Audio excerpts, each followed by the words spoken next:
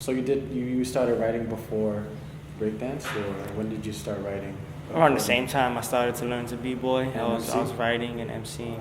It was all in one jumble? Yeah. Damn, that must have been difficult. It's like, damn, I want to do this. I want to dance. I want to write. It works out because, like, you can't dance 24 hours a day, right?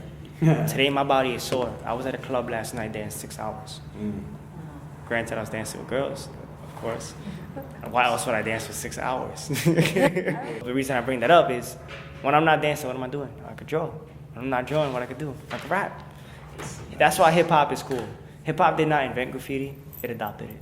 A lot of those original writers, like that first group, was in the Washington Heights area. And they had a place called Writer's Corner, where they used to all meet up and draw in the sketchbooks, and they all tagged up the corner, and it was a cool neighborhood thing, you know.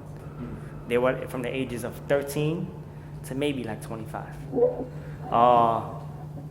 Vietnam just passed, you know.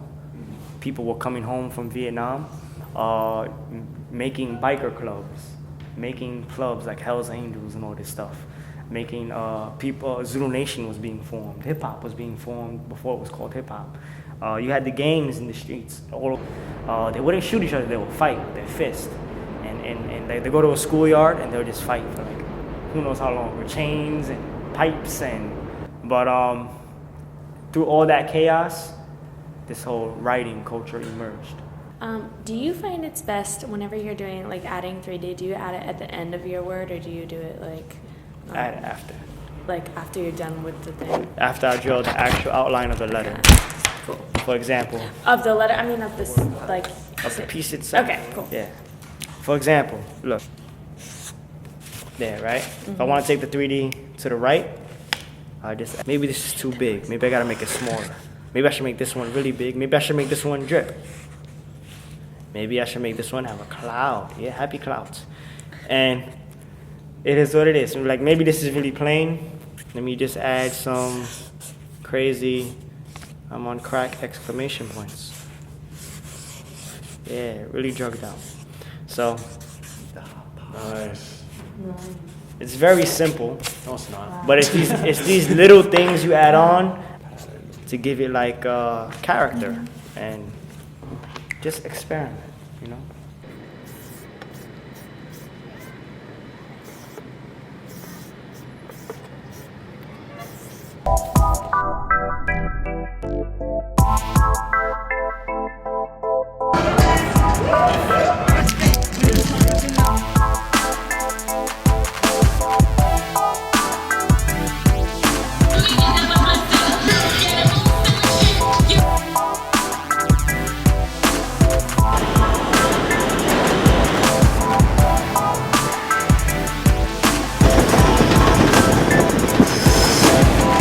As a child in the South Bronx, it's easy to get influenced to be into hip hop because in a lot of the schools, the middle school, kids bang on the tables and they rap. You draw in class when you don't like listening to the teacher. That's hip hop. That's how hip hop was born, from youth. Graffiti started here in the South Bronx, on the west side of the Bronx actually, Cedric and Cedar, with Cool Herc and the original jams. Then it went to Africa Bambaataa and the Universal Zulu Nation, which is the neighborhood I live in. This is the Fort Apache, Bronx River, Southern Boulevard area.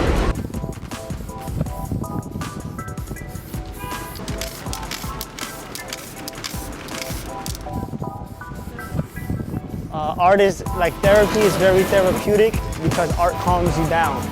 And when you do art, you get in a zone. When I get markers or paint and I have something to paint on and I'm in that zone, it's my freedom.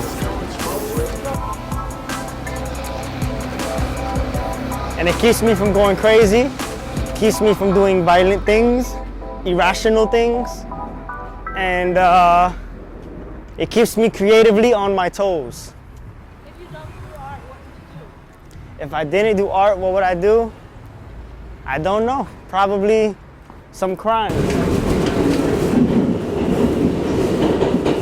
What? If you see something you like, do clap. Rule number 2. If you see something you not like you still clap. And me, Tommy. Now, folks, if you see something that you cannot do on this hard concrete, show your appreciation with the donation. That means players.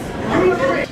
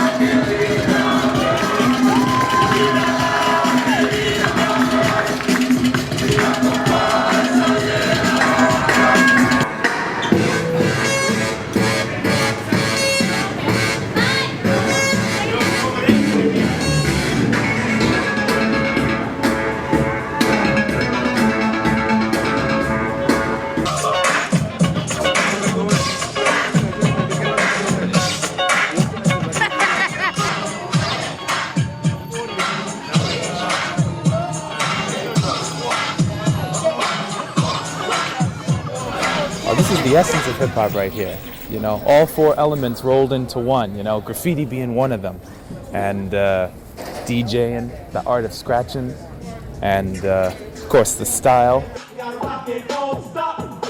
There's no Versace. No. They don't tell us about this anymore. It's not seen out there, I think, because as it's gone mainstream, it's all about chasing that, you know, that dollar bill and women and how many you can sleep with and all that. You know, it's all fine, but I heard stories from my parents. Back in the day, Grandma used to dance to this music. It had a message. It made you feel good right when things weren't doing too good in the world, you know?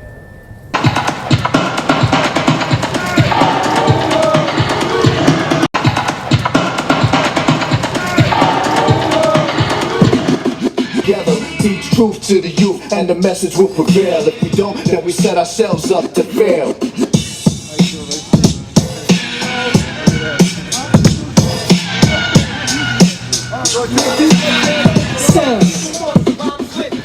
I've seen the culture in my little experience in hip-hop since 2007, 2008, up till now, 2013.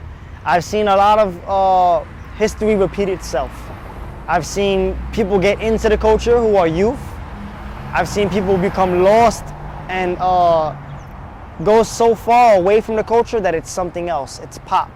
I might like some of it, but I do not consider it hip-hop. I do not consider it for the people. None of it addresses the issues in my community or the issues in the communities across the world.